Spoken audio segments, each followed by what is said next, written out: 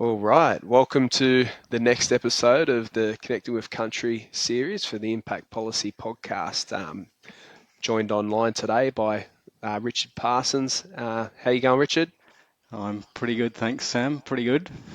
Great to have you on. You're guest number 5 of our 10-part series, so you mark the halfway point of our journey in this podcast um, sort of theme that we've been looking at as well. Uh, for anyone listening along at home, do you just want to introduce yourself quickly and a little bit about your background?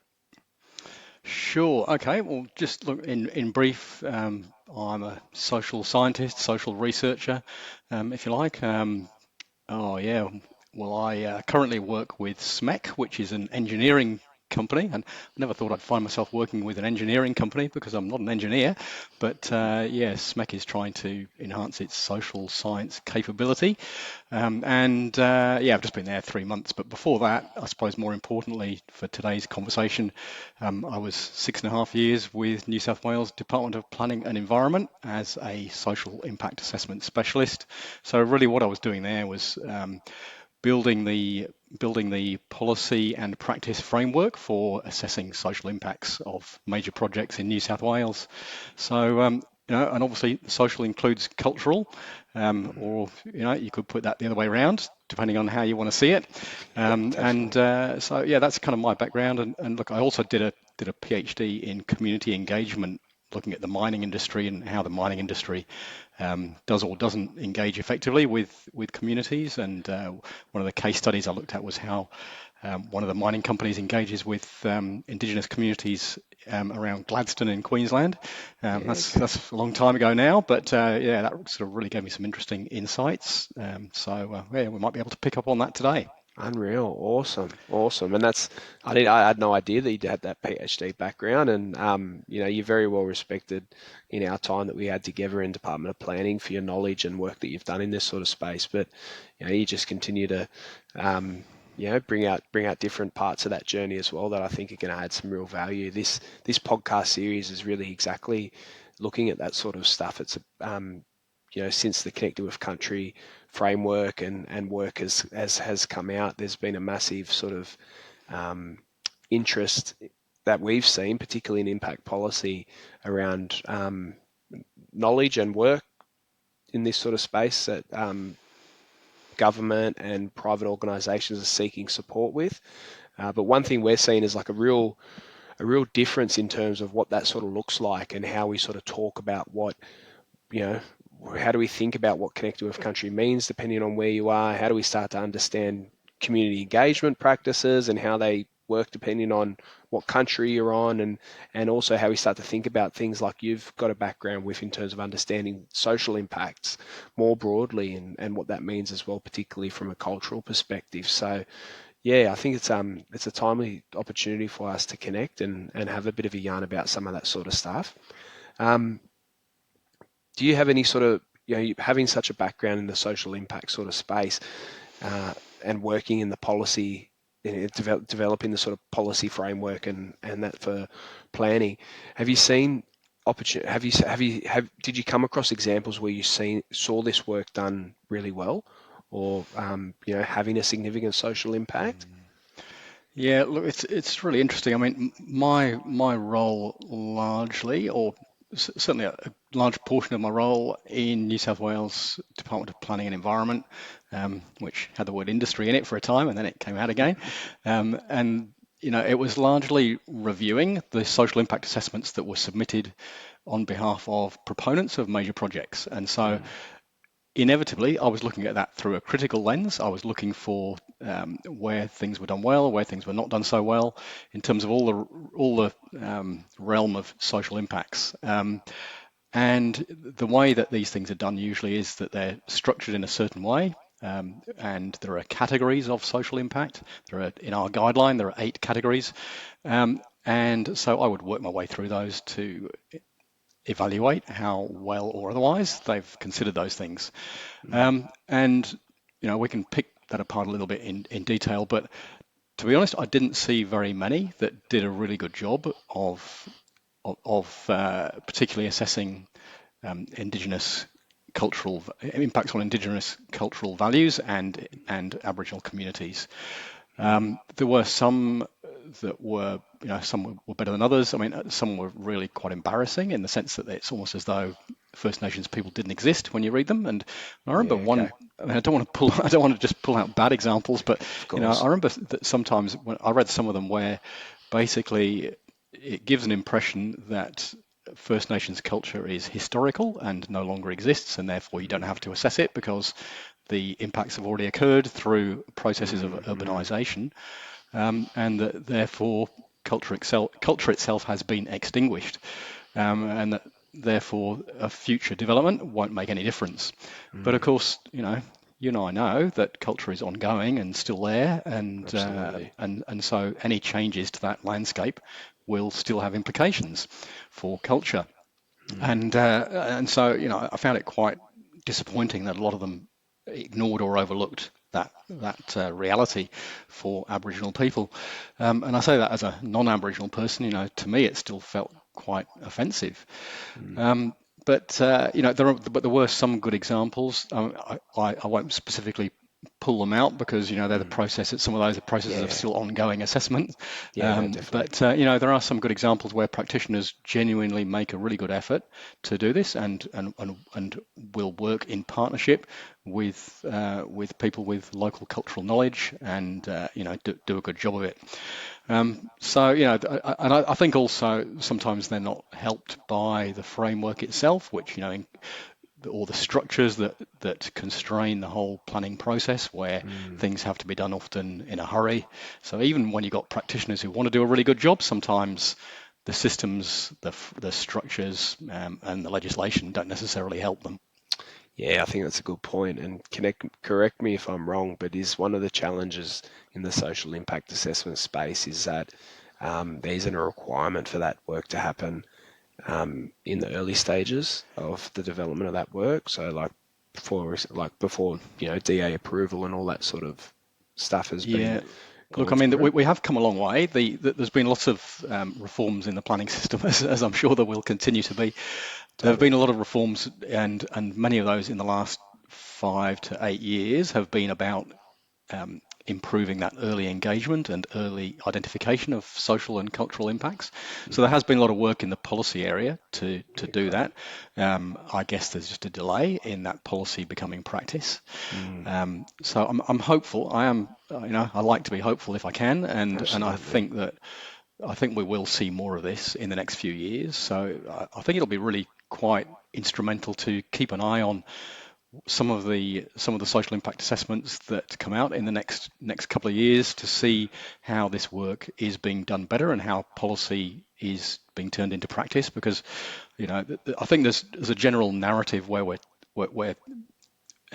Indigenous and non-Indigenous people are acknowledging and understanding, past failures to do this properly, and that we need to do Mm, better. And I think that will slowly permeate the practice. absolutely.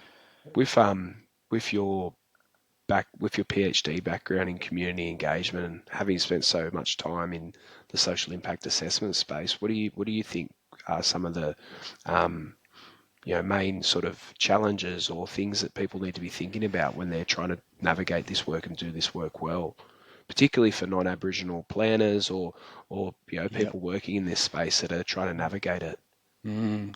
Look, I think if I think back to when I started my PhD, which I mean I did that relatively late in my own career, so it seems like a long time ago, but it wasn't. It wasn't when I was in my 20s. Mhm. But I remember thinking that I wanted to understand how community engagement happens between large industrial organisations like mining companies Mm. and local communities where there is a huge power imbalance. And it was those Yeah. kind of relations of power and how those relations of power play out through the engagement and through communication that I was really interested in. And when I started looking at these two sites that I studied for my PhD, I wanted to know what are the real issues that they struggle with, that the mining companies struggle with. And in one of the case studies, it was about access to underground water in a North Queensland location, Hmm. and the other one was engaging with the local Aboriginal communities. And so it was interesting when I decided that that's what I wanted to really look at, because I saw that it was a sensitive and difficult issue, Mm. but that it won't go away, and nor should it go away. I mentioned to the mining company, look, this is what I think you're really struggling with. This is, I think, merits a lot of research, and we need to do that collaboratively. We need to do it, in all these ways that respect Indigenous knowledge, and in ways that's going to help everybody. Mm. And the company concerned said, "Oh no, you don't want to look at that. That's too hard. Yeah, And yeah, why don't you choose something that we're doing well, and you can showcase it for us?" yeah. I bet. And Yeah, I thought, okay, well, have a clearly they don't conversation for understand the us. So, purpose of a PhD, yeah, because that sounds more like a marketing or PR yeah, exercise than a research absolutely, one. So, absolutely. so, so I went away, and I well, that sort of made the relationship a little bit challenging, but Mm. I persisted with what I wanted to do because I thought that was worth doing, and eventually got the support to do that. But it did make for difficult relationships, and so to come back to your question, I think it's always going to be, well, it's often going to be, not always, it's often you've got to be prepared for the fact that there will be contentious relationships, there could be challenges, there will be sometimes, particularly where you've got mining companies or any large organisation, Absolutely. could be a government agency as well. There is a there is an unspoken desire to control the narrative. And what I mean by that Mm. is that, a mining company, to take that example, likes to have a narrative that says, we really care about Indigenous people.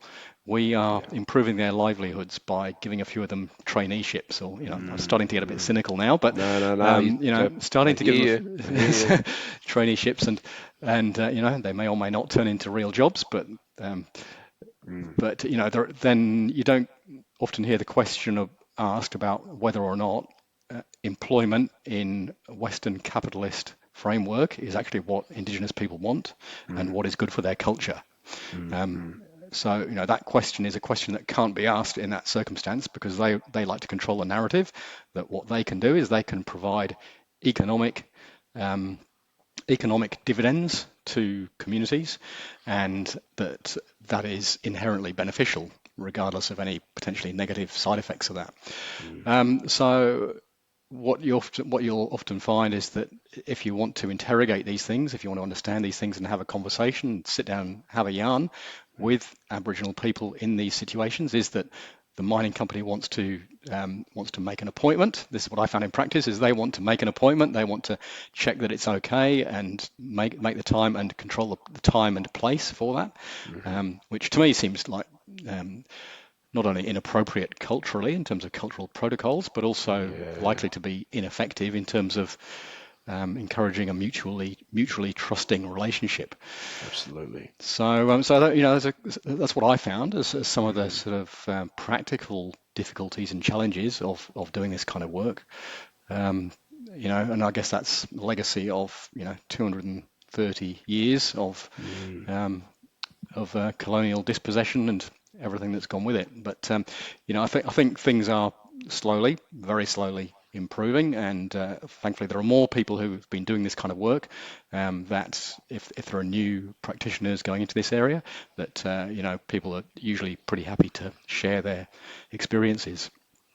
Yeah, definitely. I think a couple of things you touched on there, and they're still really relevant today. Like you talk about the power imbalance. That's sort of unspoken, but is essentially inherent for a lot of this sort of work. Whether it's developments, private entities, or government going into community, they're often very well resourced and um, as part of this work that they're doing, and trying to engage with community that are often over consultated and under resourced Mm. as well as a starting point Yeah. um, too. So recognizing that inherent power imbalance from the get go is really Mm. critical if you're working in this space. And I think a real practical example you talked about as well for people listening along is how natural, if you're working in those sorts of spaces that I just referenced there, is like you just said there, about the controlling of the timing and the schedules and how that work sort of happens.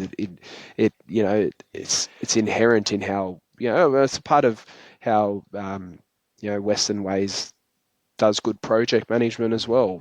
So it's understandable in some respects that that's how um, people try and do that work in our space and in our communities, but it's also really critical to be conscious of how meaningful and proper community engagement needs to actually be informed and led and determined by the communities that we're engaging with. And that Yeah. goes right down to those practical processes you referenced to around appointments and scheduling and how all that sort of work happens. And ideally, in the most effective of community engagement processes for these sorts of projects, you would have um, those communities determining how that engagement happens in their communities and on their country.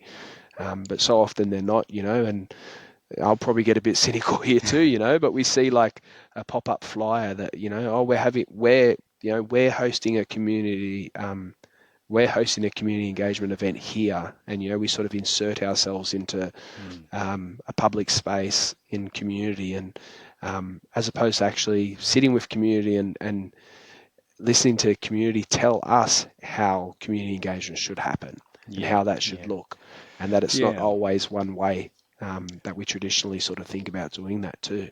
That's right, Sam. And I think interestingly there's quite a lot of good work going on in the community engagement practice world, Mm. where I mean the most dominant framework is called the IAP2 framework, International Association for Public Participation, and they have this framework where they have a scale or continuum of different types of engagement, ranging from at the very lowest level, informing, which is just telling people what you're doing, which is what we see a lot of, like putting out newsletters or Mm. putting something on social media saying this is what we're doing.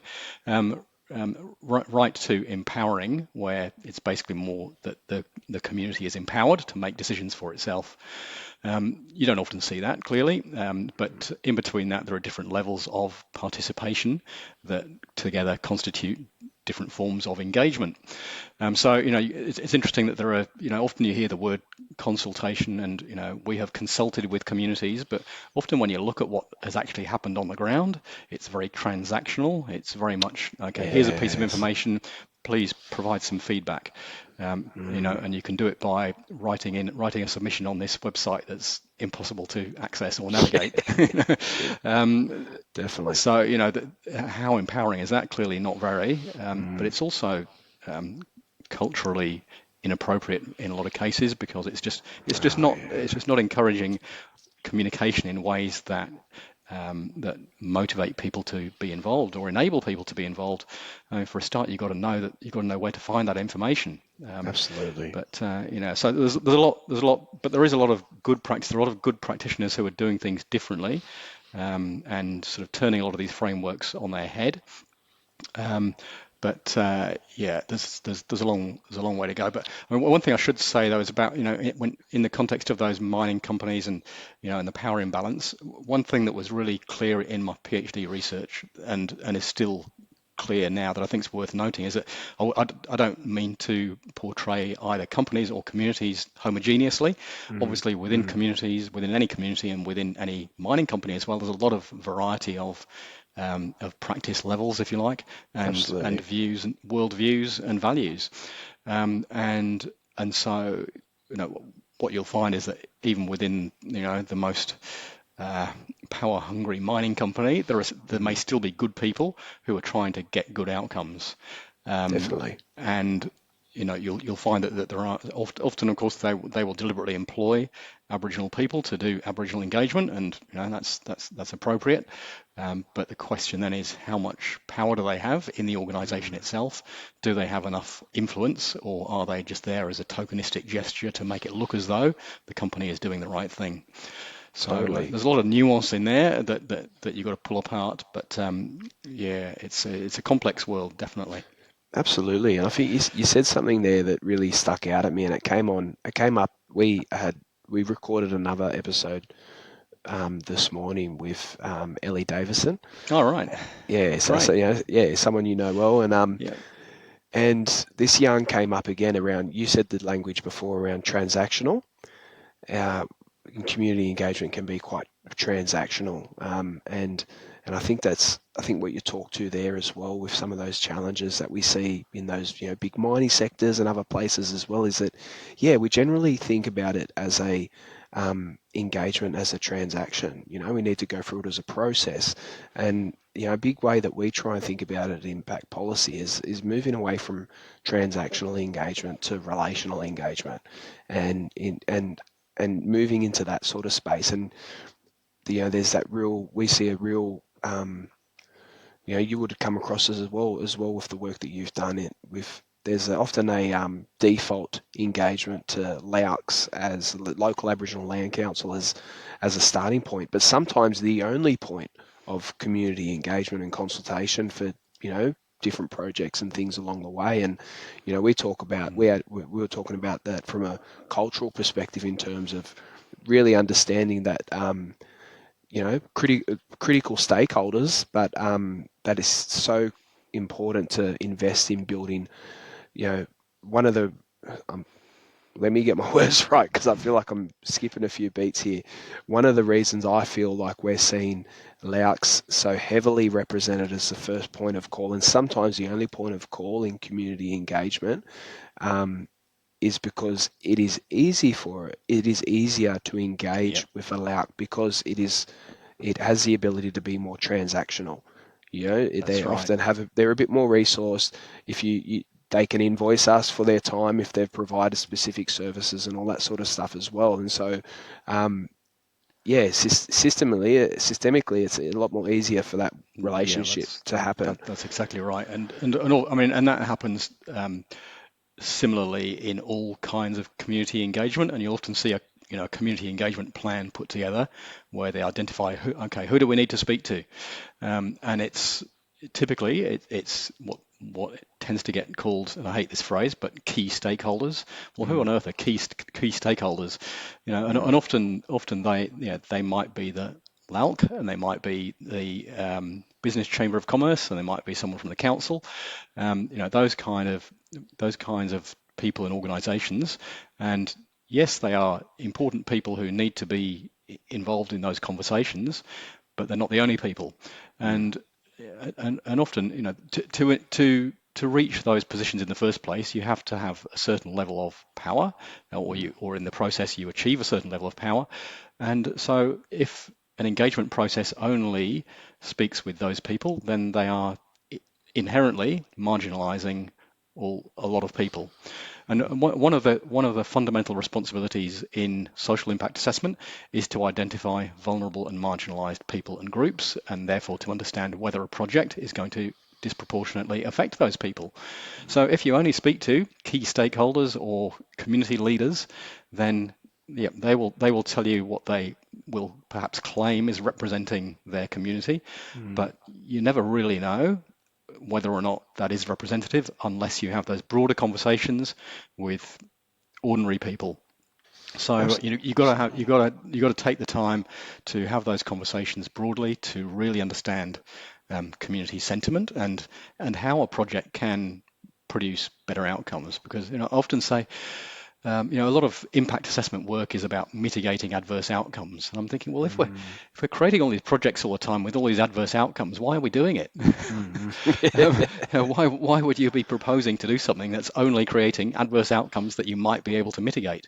Surely what we should be absolutely. doing is trying to create a better world, better communities, and enhance those projected impacts through conversations with communities to understand what their needs and aspirations are. Mm. Um, so that's I think if you're not doing it that way, then you're probably starting on the wrong foot. Um, and I suppose that reflects the fact that a lot of development happens for financial reasons then instead of social reasons. Mm. Yeah, So definitely, definitely. Yeah, I often think about like my father lived on the block in Redfern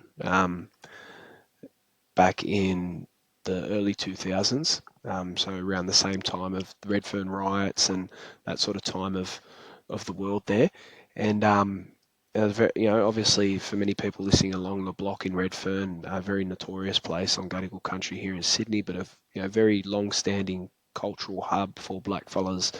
Um, with a very strong cultural connection to that country and place. for many people from across the state, if not different parts of the countries as well. Um, and but the block itself it looks like a new world down there now, with the redevelopment that's happened and all that sort of stuff. And I often think it's so amazing now. I've got many friends who's live down there and raising their families down there as well. And it's so great to see this really strong, growing black community back down on the block again as well.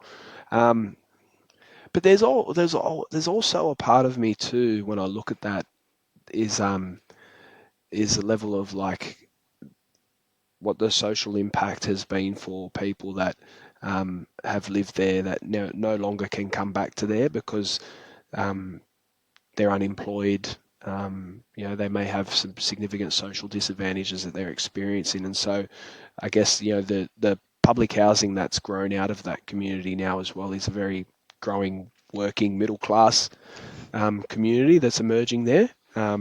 But really strong Aboriginal community, which is fantastic. But I often think about families like my dad, who they were displaced from there and moved to different places, uh, and I guess that's sort of gone off on a different tangent now. But for people listening along, I sort of think about, how do we think about the impacts of those connections to those places and the impacts that they can have for those people that are Mm. displaced from there and moved along. And I think about it more now because of what we see in the context of the broader Redfern Waterloo work that's happening. We're going to see a significant social housing, redevelopment of the Waterloo community too. And so I often think about the potential impacts of what that means for those families and communities that are living there that are, dealing with unemployment and complex needs, that potentially may not have the opportunity to move back into those communities because of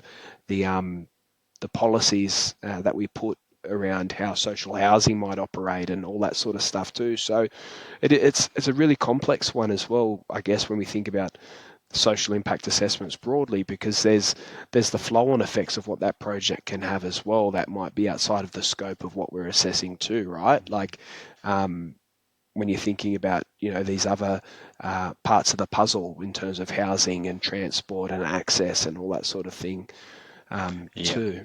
yeah. Look, it's a really good point, and I mean the one great thing now is that we do have this social impact assessment guideline in New South Wales that came into effect a couple of years ago, or it was published a couple of years ago, and now every so-called state significant project in New South Wales has to conduct a social impact assessment, has to submit that as part of their environmental impact statement, and when you look at the guideline, it takes you through the steps that you need to consider in identifying and responding to the likely social impacts.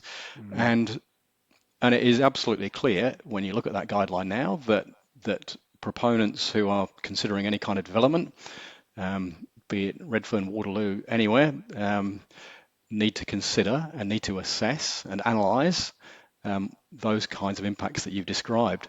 So, if there is proposed to be a new housing development or a new office development in those places, then you know there is there is the provision in that guideline that proponents need to consider what that effect that will have on people's sense of place, for example, on mm, people's connection to country, community cohesion, and lots of other aspects that are not necessarily as tangible as things like access to infrastructure or mm, noise and dust. A lot of social impact assessment is misunderstood as being about amenity and accessibility. mm, Yes, it is those things, but it's a lot more than that, and it also includes all these so-called intangible things. I'm a bit hesitant, as you can tell, about using that word intangible because often, mm, I mean, when you look at the international guidance on SIA, it says that you got to assess tangible and intangible impacts, but often I found when I'm speaking with Aboriginal people, and they'll say, well, sense of place, connection to country, that's not intangible. I feel it right here. mm, That's not mm. intangible. So that's why I'm a bit cautious about using that term. But Yeah. anyhow, it needs to consider those things, whether they're tangible or intangible. So if a social impact assessment is submitted and it doesn't do those things, then it should have done, and it should and it's basically missing some information that is needed to assess that project's merits. So, the challenge here is we've obviously got capacity constraints, like does the department have the capacity to understand these things and understand what should be in that SAA? If something is not being assessed, then do they identify it as something that is omitted, because they may not know what they're looking for. So that's a challenge, but the fact is that the guideline requires these things, and so anyone in that community, if they read this SIA and it doesn't include those things, then they have the right to make a submission to the department to say, this hasn't been adequately considered. Again, that comes back to the transactional engagement thing, because clearly Absolutely. making a written submission is a very transactional way of engaging.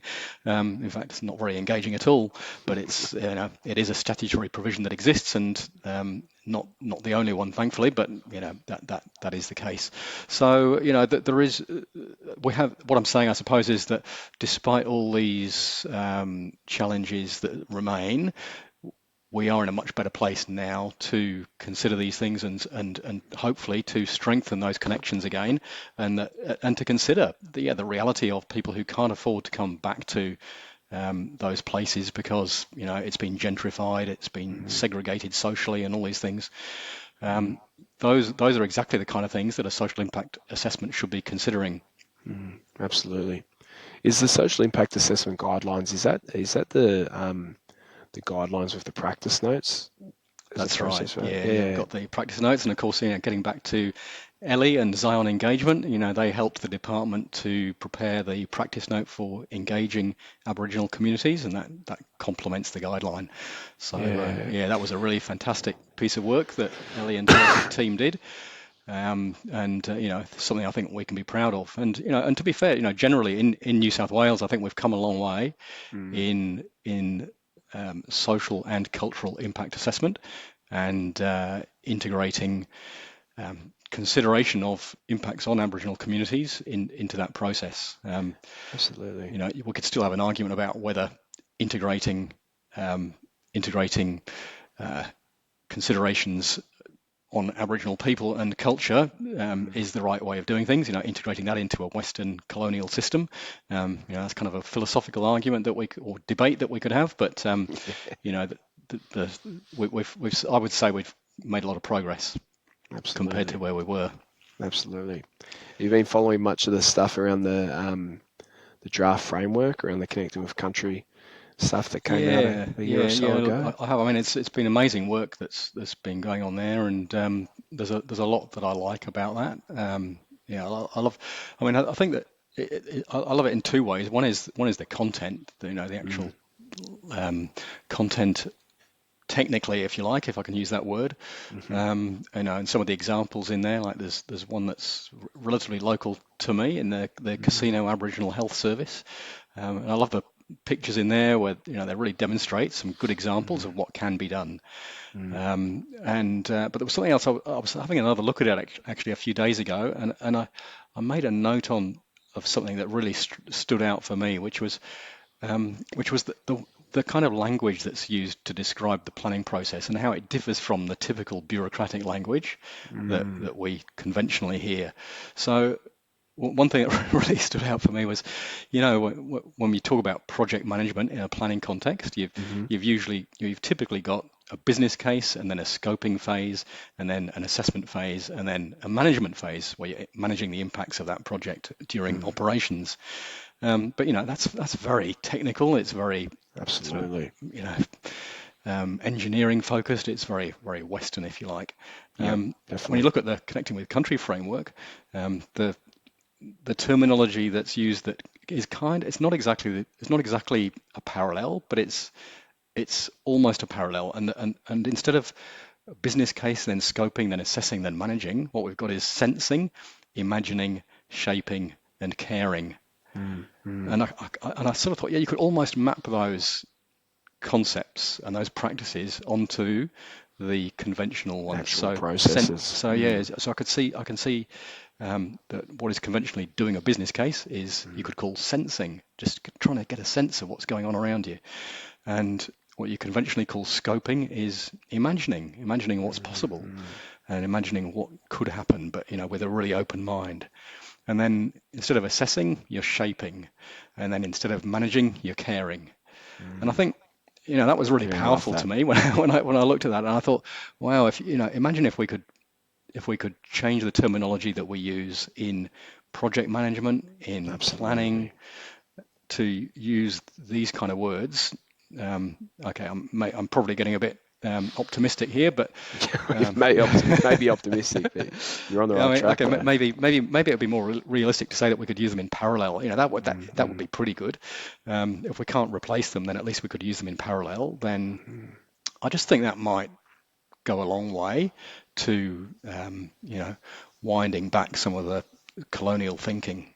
Yeah, I think it's a really important point you raise, and I mean, one of the main purposes for this podcast series is because of, I feel like since the, um, well, maybe not since the launch of the draft framework, but um, definitely for us here at Impact Policy in the last 12 months, the amount of inquiry and questions and energy around this work and how it needs to be engaged with to inform different projects has really been significant. But there's also been a real difference in how people understand and interpret what the framework can mean and can look like and can represent. And I think some of the stuff you're talking to now is actually really critical thinking in terms of um, how do we take these sorts of principles or ways of doing this work and yeah, either have it parallel or understand how it informs and interprets how we do this work more Mm, appropriately and better moving forward.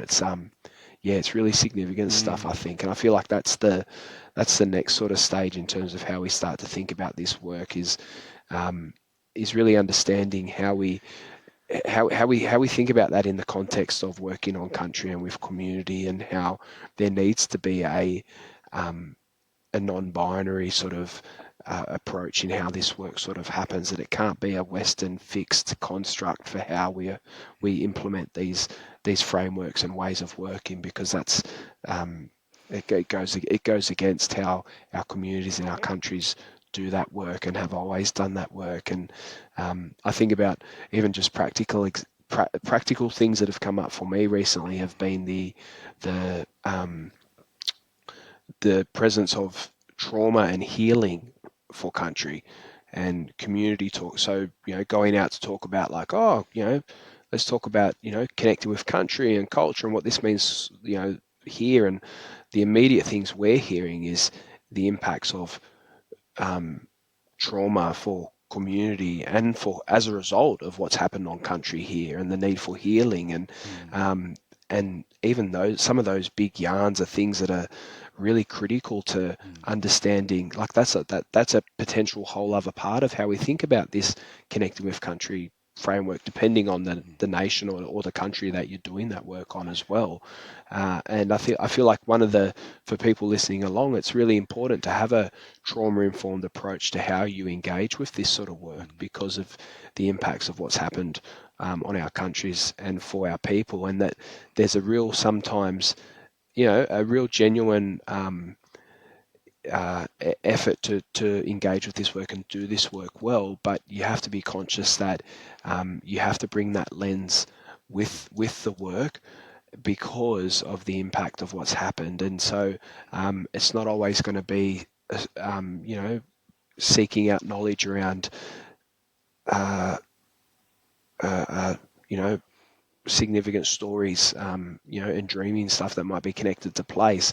Um, mm, there may be a long journey or process before you even get to mm, permissions and that sort of stuff is appropriate to be heard, and all that sort of stuff as well. A big part of even just the significance of this work is actually connected to as well truth telling of country mm. and the representation of that in how we understand and connect to country too. So I mean, it's a bit sort of sideways, but it's definitely something that I Yeah. feel like needs to be sort of understood as Mm. well when working within this space.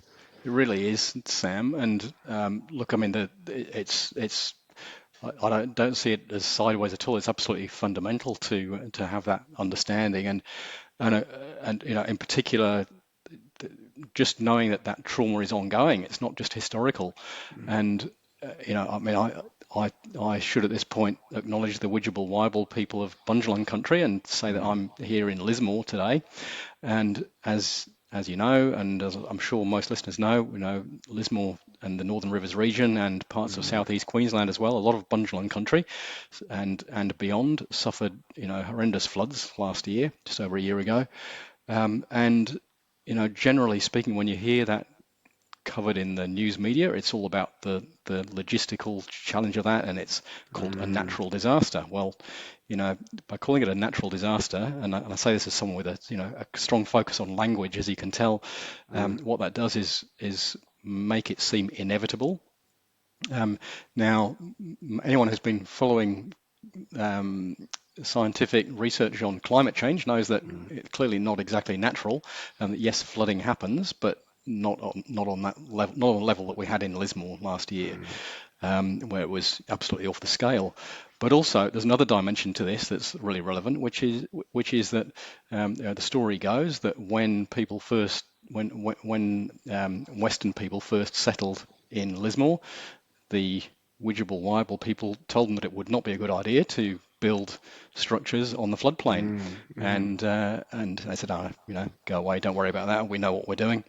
And the rest is history. We've had ongoing, repeated flooding ever since. Absolutely. Um, and luckily now there is a recognition that was the wrong thing to do, and not Mm, just in Lismore, but in many places where we've built on floodplains.